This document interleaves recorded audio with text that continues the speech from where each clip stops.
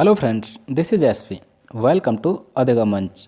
We are present here with another new and important session, that is मनोविज्ञान महत्वपूर्ण प्रश्न श्रृंखला। फ्रेंड्स, चाइल्ड साइकोलॉजी की महत्वपूर्ण प्रश्न श्रृंखला में आज जो हम करने वाले हैं वो रहेगा बाल केंद्रित शिक्षा एवं progressive education. Child centre education and progressive education से संबंधित आज जो क्वेश्चंस हम करने वाले हैं वो 20 क्वेश्चंस हमने सेलेक्ट किए हैं। तो ये बहुत ही महत्वपूर्ण रहने वाले हैं सीटेट 2020-21 की दृष्टि से, जो कि 31 जनवरी को होना है। उसके मद्देनज़र हमने ये क्वेश्चन सेलेक्ट किए हैं। तो प्रीवियस ईयर क्वेश्चंस हैं, इसके साथ साथ बहुत ही इंपॉर्टेंट महत्वपूर्ण क्वेश्चंस हमने सेलेक्ट किए हैं। तो फ्रेंड्स, इन क्वेश्चंस के थ्रू हम प्रत्येक कॉन्सेप्ट को क्लियर करने की कोशिश करेंगे। आई होप आपको सारी चीज़ें क्लियर होंगी। तो आइए शुरू करते हैं इस सेशन को। ये रहा आज के लिए first question.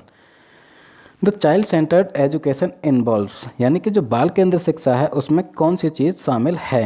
Hands on actives for kids, children sitting in a corner, learning in restricted environment, या फिर activities that do not include play. तो फ्रेंड्स, यानी कि बाल केंद्रित शिक्षा में क्या शामिल है ये हमने बात की।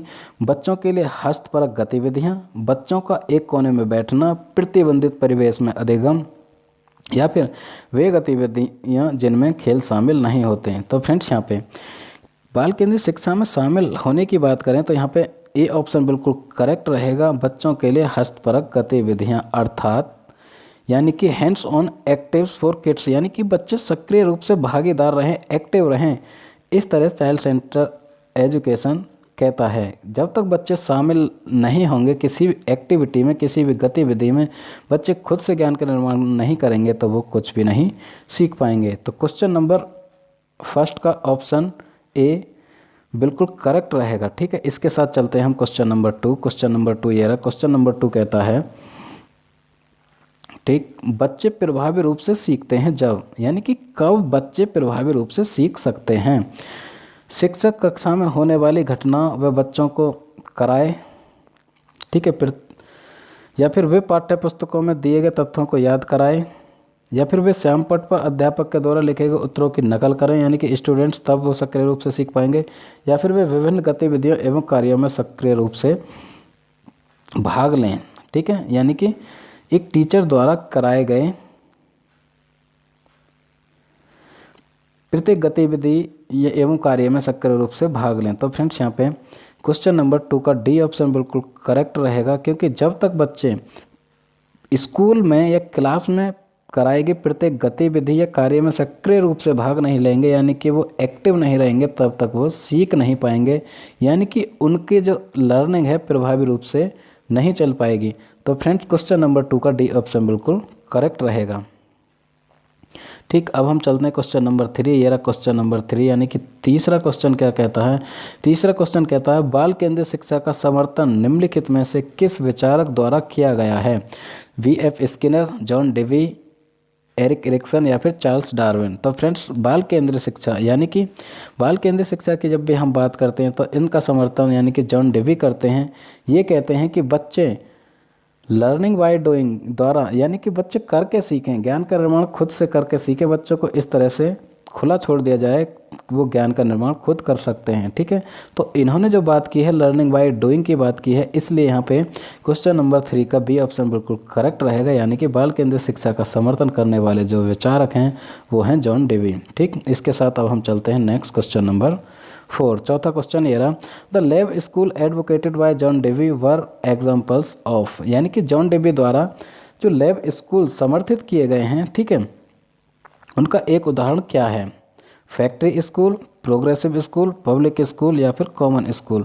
तो फ्रेंड्स, जो जॉन डेवी द्वारा चलाए गए लेव स्कूल हैं उनका एक एग्जाम्पल प्रोग्रेसिव स्कूल है। ठीक है, तो प्रोग्रेसिव स्कूल एक बहुत अच्छा एग्जाम्पल है जो लेव स्कूल की ये वकालत करते हैं। तो फ्रेंड्स, यहाँ पे क्वेश्चन नंबर 4 का बी ऑप्शन बिल्कुल करेक्ट रहेगा। अब हम चलते हैं क्वेश्चन नंबर 5। ये रहा पाँचवा क्वेश्चन। पाँचवा क्वेश्चन क्या कहता है? ठीक है, हिंदी वाले को देख लेते हैं। किसी प्रगतिशील कक्षा की व्यवस्था में शिक्षक ऐसे वातावरण को उपलब्ध कराकर अधिगम को सुगम बनाता है जो, यानी कि किसी प्रोग्रेसिव एजुकेशन में, ठीक है, प्रगतिशील शिक्षा व्यवस्था में एक टीचर इस तरह का वातावरण उपलब्ध कराए जिससे कि शिक्षा व्यवस्था सुगम हो जाए। वो किस तरह का उसका वातावरण रहेगा, परिवेश रहेगा। समावेशन को हतोत्साहित करे, ठीक है, या फिर आवृत्ति को बढ़ावा दे, या फिर खोज को प्रोत्साहन दे, या फिर नियामक। तो फ्रेंड्स यानी कि सहज शिक्षा व्यवस्था को सहज बनाने के लिए, सुगम बनाने के लिए एक टीचर को चाहिए कि वो खोज को प्रोत्साहन दे, यानी कि बच्चे खुद से ज्ञान का निर्माण करें। इस तरह से वो बच्चों को इनकरेज करें, ठीक है, यानी कि हतोत्साहित की बात करें, यानी कि डीमोटिवेट की बात करें, तो ऑप्शन ए और बी बिल्कुल हट जाएगा, और डी की बात करें तो वो भी हट जाएगा। यहाँ पे क्वेश्चन नंबर 5 की यदि हम बात करते हैं तो सी ऑप्शन बिल्कुल करेक्ट रहेगा। यानी कि इस तरह का वातावरण बनाए कोई भी एक टीचर प्रगतिशील कक्षा की यदि हम बात करते हैं तो बच्चे खुद से ज्ञान का निर्माण करें, खुद खोज ही रहें, खुद से चीज़ों को खोजें, ठीक। तो यहाँ पे सी ऑप्शन बिल्कुल करेक्ट होता है। अब हम चलते हैं क्वेश्चन नंबर 6। ये रहा क्वेश्चन नंबर 6। क्वेश्चन नंबर 6 क्या कहता है ये देख लेते हैं। क्वेश्चन नंबर 6 ये रहा। क्वेश्चन नंबर 6 कहता है निम्नलिखित में से कौन सा प्रगतिशील शिक्षा की अवधारणा के बारे में प्रमुख है। यानी कि प्रगतिशील शिक्षा की जो कॉन्सेप्ट है, जो अवधारणा है, उसके बारे में प्रमुख क्या रहेगा। पाठ्यपुस्तक केंद्रित अधिगम, या फिर प्रत्येक बच्चे की क्षमता एवं संभावना में विश्वास करना, या फिर मानक निर्देश एवं मूल्यांकन, या फिर बाह्य प्रेरण तथा एक रूप मूल्यांकन मानदंड। तो फ्रेंड्स यानी कि पाठ्यपुस्तक केंद्रित अधिगम बिल्कुल भी नहीं रहेगा, क्योंकि प्रगतिशील शिक्षा का सीधा सीधा जो संबंध है वो चाइल्ड सेंटर्ड एजुकेशन यानी कि बाल केंद्रित शिक्षा से है। तो यहाँ पे बी ऑप्शन बिल्कुल करेक्ट रहेगा। यदि बी ऑप्शन की बात करें तो प्रत्येक बच्चे की क्षमता एवं संभावना में विश्वास किया जाए, इस तरह से प्रगतिशील शिक्षा की अवधारणा या डेफिनेशन कहती है। क्योंकि प्रत्येक बच्चा अपने आप में विशेष होता है और अद्वितीय होता है, ठीक, यानी इंडिविजुअल डिफरेंसेस उसमें पाए जाते हैं, अलग उसकी अपनी आइडेंटिटी होती है, रुचि इंटरेस्ट अलग होते हैं। इसलिए प्रोग्रेसिव एजुकेशन में चाहिए एक टीचर को कि प्रत्येक बच्चे की जो क्षमता है उसमें विश्वास करे, और कौन कौन सी संभावना हो सकती हैं बच्चा आगे ऊपर को बढ़े उसमें विश्वास करे, तभी प्रगतिशील शिक्षा आगे बढ़ सकती है। तो क्वेश्चन नंबर 6 का ऑप्शन बी बिल्कुल सही रहेगा। Next question number 7। ये रहा क्वेश्चन नंबर 7 यानी कि 7वां प्रश्न। एक प्रगतिशील कक्षा में विद्यार्थी के द्वारा ज्ञान की संरचना की जाती है। विद्यार्थी के द्वारा निष्क्रिय रूप से ज्ञान प्राप्त किया जाता है, या फिर विद्यार्थी के द्वारा ज्ञान को उसी रूप में दोहराया जाता है, या फिर डी ऑप्शन की बात करें शिक्षक के निर्देशों के अनुसार विद्यार्थी के द्वारा ज्ञान का अनुसरण किया जाता है। फ्रेंड्स प्रगतिशील शिक्षा की यदि हम बात करें तो विद्यार्थी के द्वारा ज्ञान की खुद से संरचना की जाती है। बच्चा खुद खोज करता है, खुद खोजी माइंड उसमें होता है, बच्चा खुद सीख सकता है। एक टीचर को चाहिए कि उसे एक गाइडेंस के तौर पर, ठीक है, ट्रीट करे, ठीक है, या डील करे, सिर्फ उसे एक मार्गदर्शन प्रस्तुत कराए, सिर्फ एक हेल्पर की तरह से काम करे, क्योंकि बच्चा खुद से ज्ञान की संरचना कर सकता है और खुद से ज्ञान का निर्माण करता है। तो क्वेश्चन नंबर 7 का ऑप्शन नंबर ए बिल्कुल सही रहता है। अब हम चलते हैं इसके साथ क्वेश्चन नंबर 8। ये रहा क्वेश्चन नंबर 8। क्वेश्चन नंबर 8 क्या कहता है, छात्र केंद्रित शिक्षा शास्त्र की क्या विशेषता है। ठीक है, दोबारा से इसी तरह का क्वेश्चन, जो चाइल्ड सेंटर्ड एजुकेशन है या बाल केंद्रित शिक्षा है, उसकी क्या एक विशेषता हो सकती है। केवल पाठ्य पुस्तकों पर निर्भर होना, बिल्कुल भी नहीं, पाठ्य पुस्तकों पर निर्भर होना बिल्कुल नहीं रहेगा। बच्चों के अनुभवों को प्रमुखता देना, या फिर यंत्रवत याद कराना, या फिर योग्यता के आधार पर विद्यार्थियों को नामांकित करना, या फिर वर्गीकरण करना। तो फ्रेंड्स क्वेश्चन नंबर 8 के हिसाब से यदि हम देखें तो बी ऑप्शन बिल्कुल करेक्ट रहेगा, यानी कि बच्चों के अनुभवों को प्रमुखता देना। जो बच्चे अनुभव करते हैं, एक्सपीरियंस करते हैं, उसको प्रमुखता देनी चाहिए, क्योंकि वो अपने अनुभवों के आधार पर क्रिएटिव रहेंगे, खोजी रहेंगे और चीज़ों को अच्छी तरह से सीख पाएंगे। ठीक, तो यानी कि ज्ञान का निर्माण उनमें हो पाएगा। क्वेश्चन नंबर 8 का ऑप्शन नंबर बी बिल्कुल सही होता है। अब हम चलते हैं क्वेश्चन नंबर 9। क्वेश्चन नंबर 9 ये रहा। क्वेश्चन नंबर 9 क्या कहता है, थोड़ा जूम कर लेते हैं। क्वेश्चन नंबर 9 की यदि हम बात करें, प्रगतिशील शिक्षा में बच्चों को किस तरह से देखा जाता है। ठीक है, यानी कि प्रोग्रेसिव एजुकेशन में बच्चों को किस तरह से देखा जाएगा, छोटे वयस्कों के रूप में, ठीक है, या फिर निष्क्रिय अनुकारकों के रूप में, सक्रिय अन्वेषकों के रूप में, या फिर खाली स्लेट के रूप में।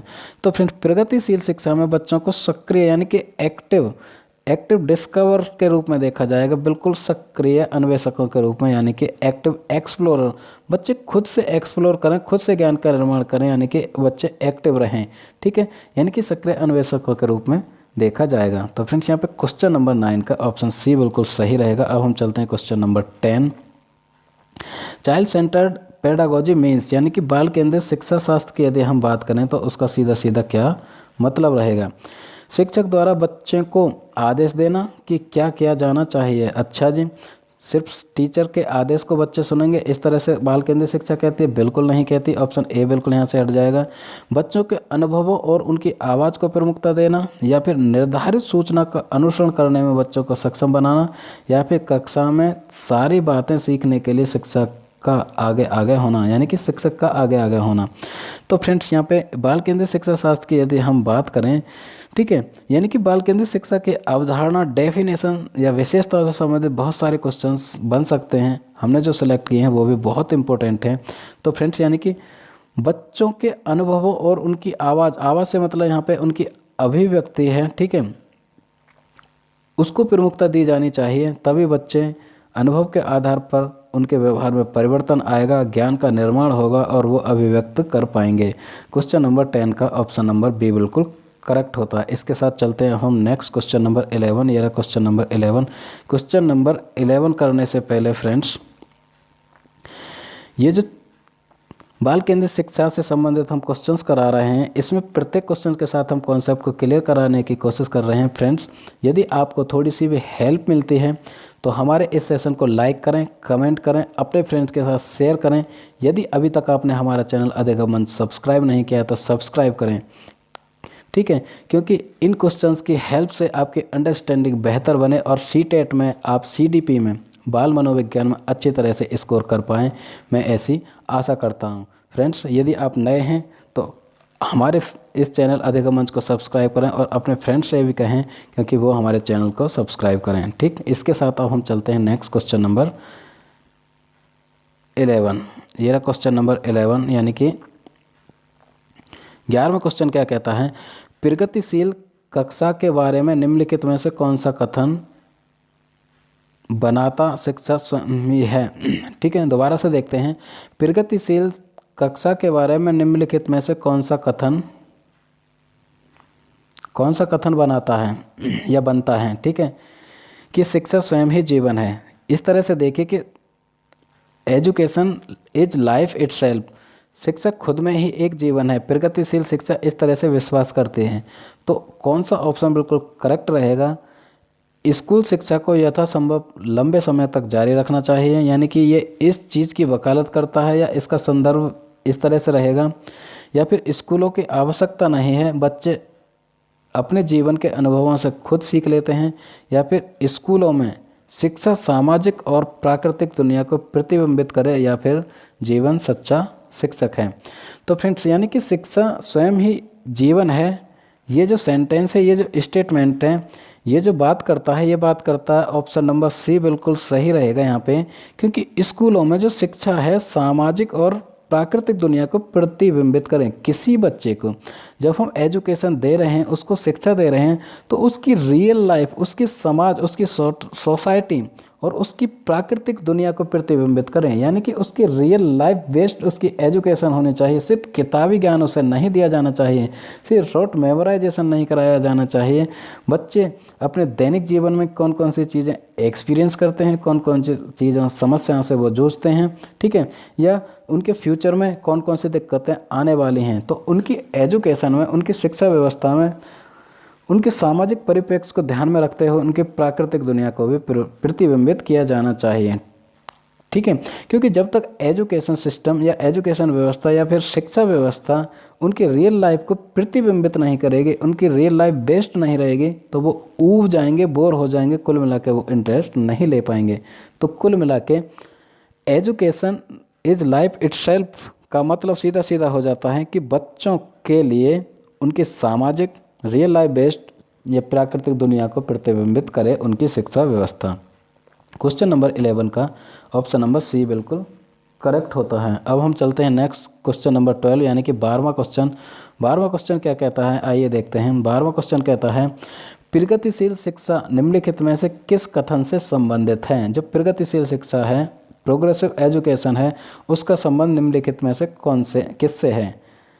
शिक्षक सूचना और प्राधिकार के प्रवर्तक होते हैं, ज्ञान प्रत्यक्ष अनुभव और सहयोग से उत्पन्न होता है, या फिर अधिगम तथ्यों के एकत्रीकरण और कौशल में प्रवीणता के साथ सीधे मार्ग पर चलता है, या फिर परीक्षा मानदंड संदर्भित हो है तथा वह है।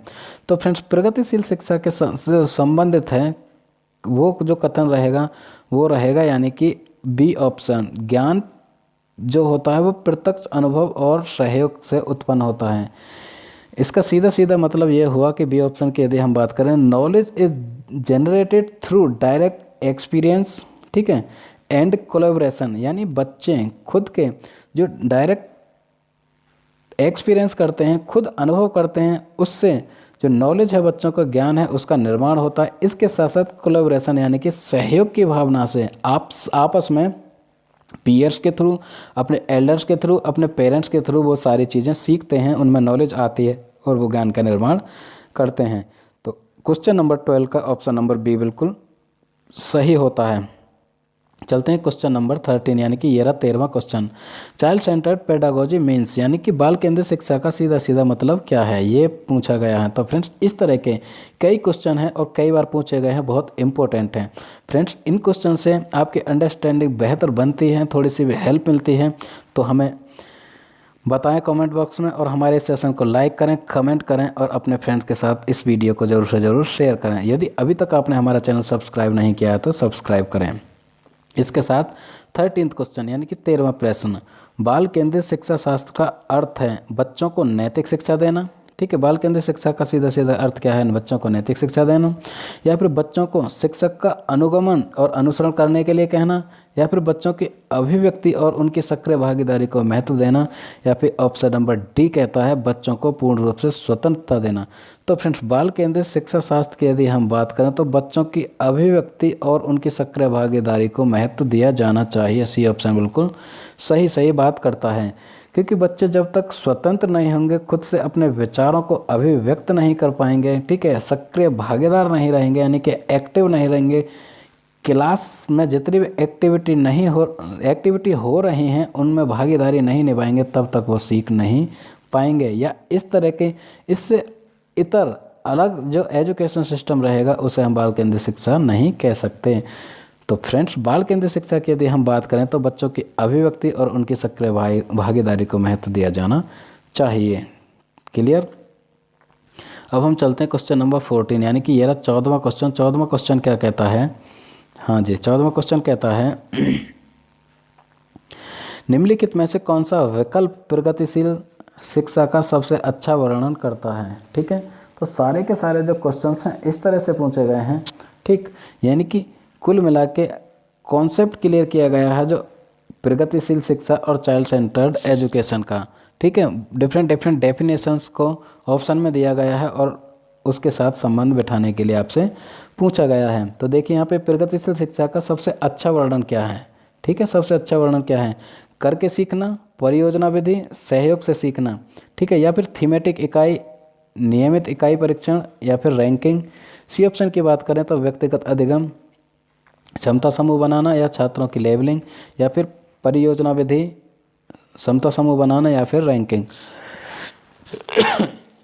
सॉरी फ्रेंड्स, जब भी रैंकिंग की बात आए या लेबलिंग की बात आए तो वहाँ से सारे ऑप्शन हटा दीजिए।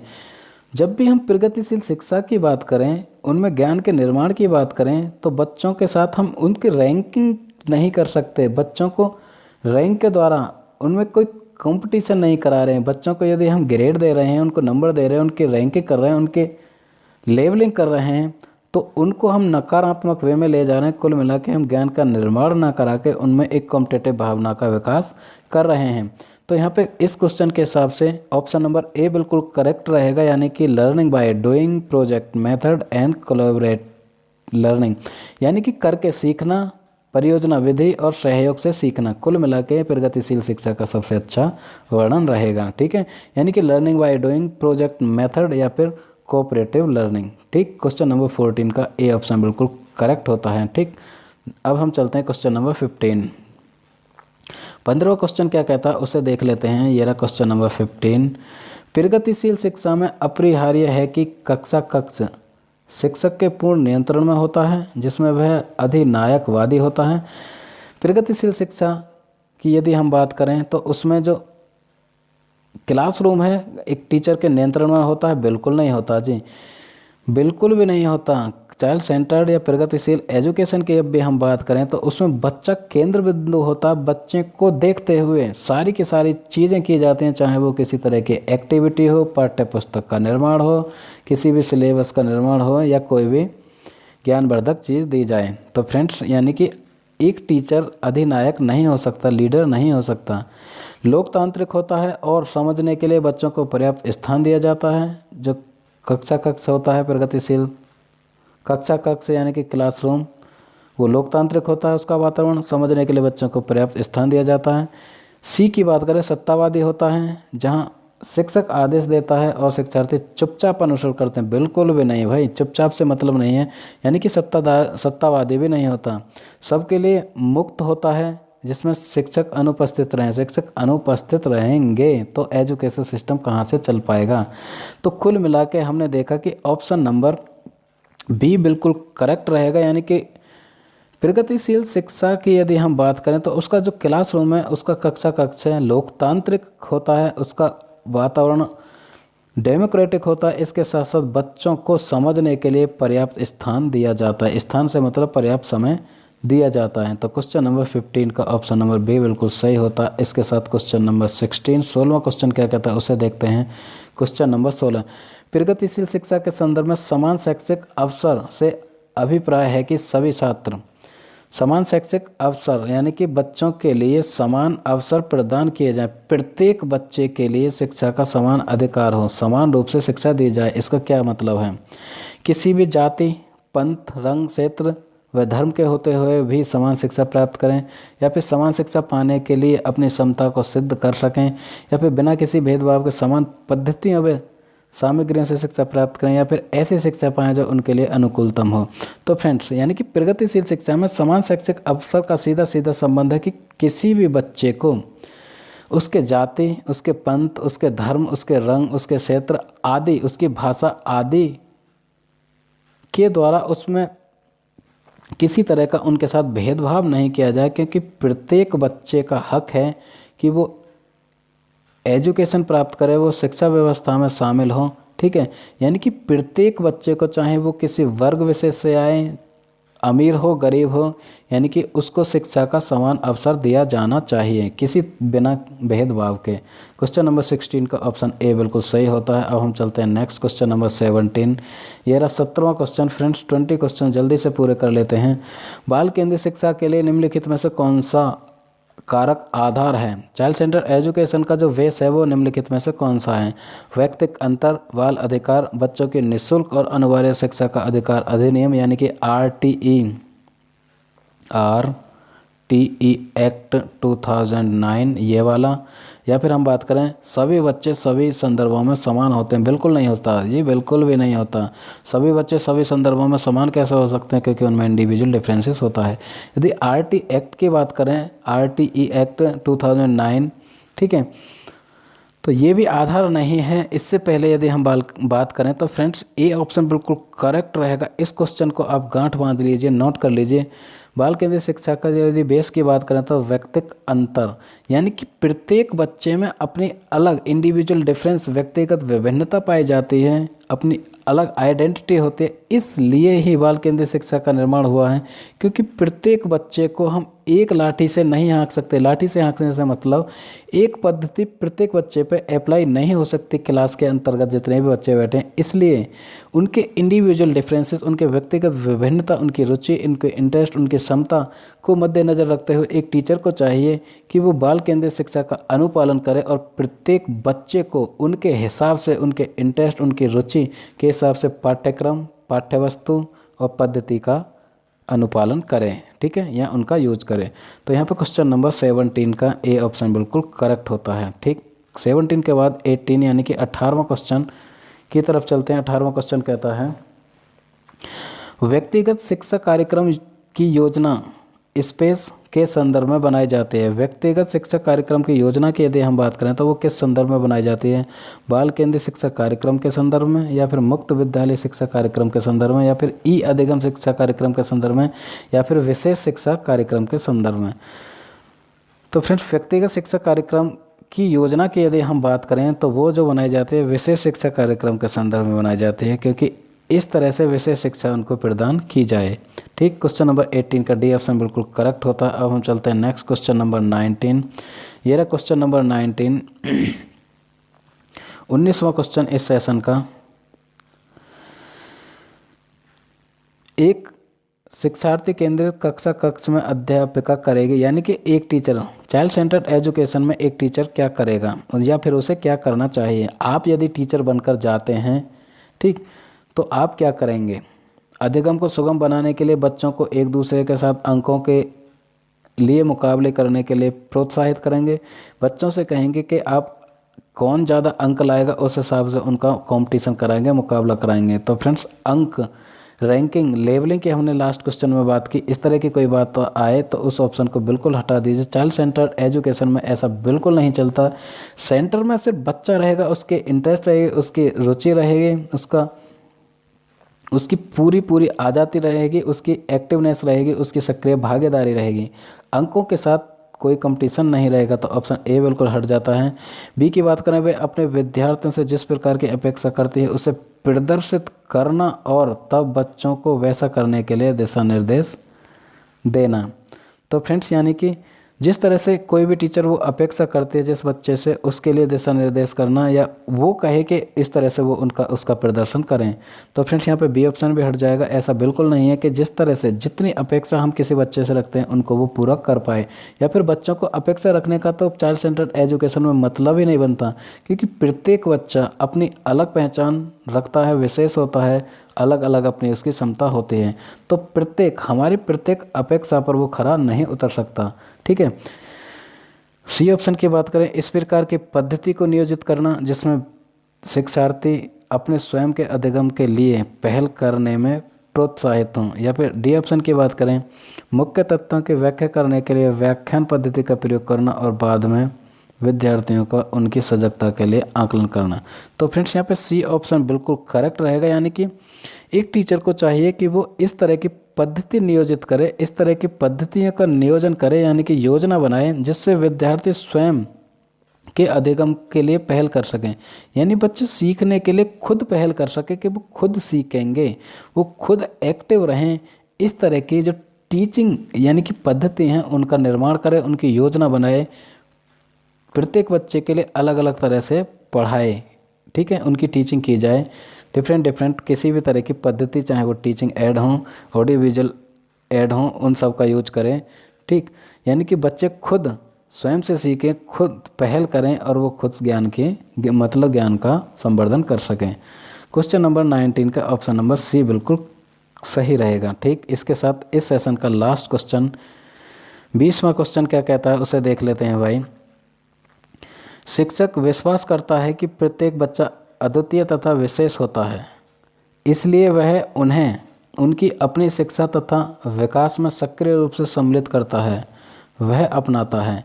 फ्रेंड्स, एक टीचर यह विश्वास करता है कि उसकी क्लास में बैठा हुआ प्रत्येक बच्चा अद्वितीय है, ठीक, और वो विशेष यानी कि स्पेशल है, उसकी अलग अपनी एक क्षमता है और वो स्पेशल है यानी कि प्रत्येक बच्चा, इसलिए उनकी अपनी शिक्षा का विकास में सक्रिय रूप से सम्मिलित करता है। यानी कि बच्चों की जो शिक्षा है उनमें विकास हो सके, वो प्रगति कर सकें, इसलिए प्रत्येक बच्चे को वो सक्रिय रूप से भागीदारी करता है, बनाता है किसी भी एक्टिविटी, किसी भी गतिविधि में। तो वह वहाँ पे अपनाता है। क्या अपनाता है वह? यानी कि बाल केंद्रित शिक्षा, यानी कि चाइल्ड सेंट्रिक एजुकेशन, या फिर विधि केंद्रित शिक्षा, या फिर शिक्षक केंद्रित शिक्षा, या फिर विद्यालय केंद्रित शिक्षा।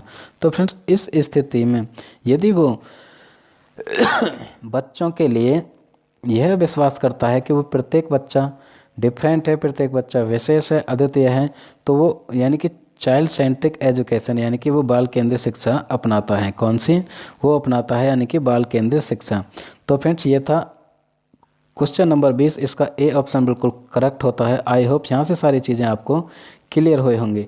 फ्रेंड्स, ये था बाल मनोविज्ञान क्वेश्चन सीरीज का पार्ट, जिसमें आज हमने डिस्कस किया बाल केंद्रित एवं प्रोग्रेसिव एजुकेशन, यानी कि child centred and progressive education, बाल केंद्रित एवं प्रगतिशील शिक्षा।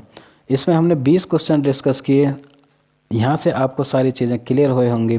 ये सीटेट, आने वाले सीटेट यानी कि जो 31 जनवरी को आ रहा है 2021 में, वो सारे क्वेश्चंस आपको हेल्प करेंगे। ठीक है, आई होप सारी चीज़ें यहाँ से क्लियर हुए होंगी।